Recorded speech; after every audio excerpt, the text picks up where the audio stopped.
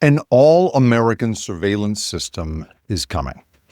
Military contractor Palantir is providing the Trump administration with what it needs to peer into your health, your personal life, and your political activities. Experts are horrified. By Jacob Ward.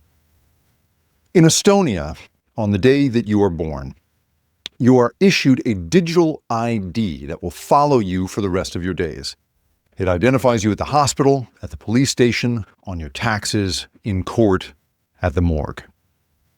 On a recent episode of the Rip Current podcast, former Estonian President Toomas Ilves explained to me that this all-in-one system helped to root out what had been long-standing corruption under Soviet rule.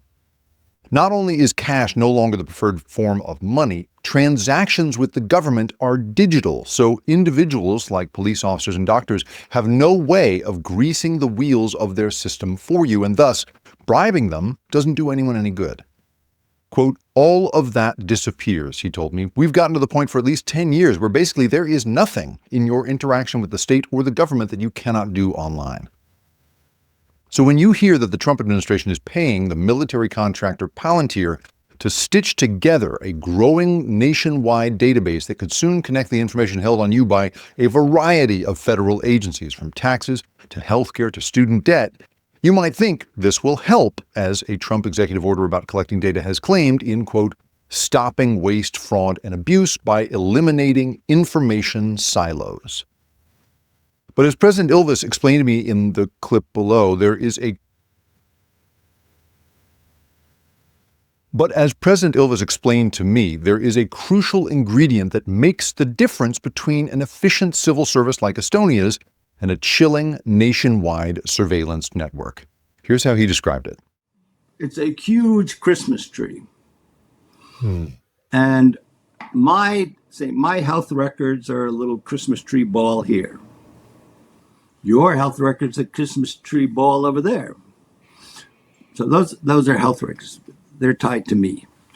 And over here are my bank accounts. Or here are my traffic tickets. Your traffic tickets are over there.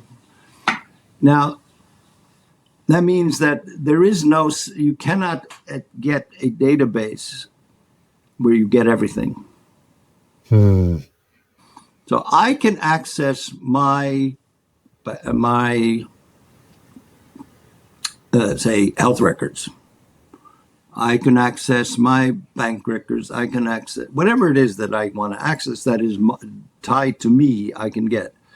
Now, only my doctor is authorized to see my medical records.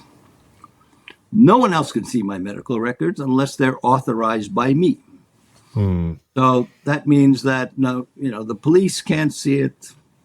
No one. I mean, you have to have permission to see it, and so that was the hard part. The technical stuff is easy, but actually figuring out what are all the firewalls. Shira Frankel and Aaron Krolik, writing in the New York Times, explained that after giving more than $113 million to Palantir to gather information from DHS and Pentagon databases, the Trump administration has bigger plans for the company.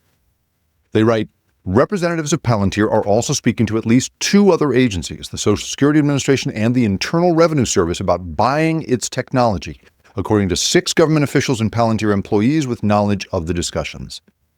The push has put a key Palantir product called Foundry into at least 4 federal agencies, including DHS and the Health and Human Services Department. Widely adopting Foundry, which organizes and analyzes data, paves the way for Mr. Trump to easily merge information from different agencies, the government officials said. And in case it is not obvious to you, this is not Estonian transparency. It is potentially something darker. The New York Times reporters continue, creating detailed portraits of Americans based on government data is not just a pipe dream. The Trump administration has already sought access to hundreds of data points on citizens and others through government databases, including their bank account numbers, the amount of their student debt, their medical claims, and any disability status.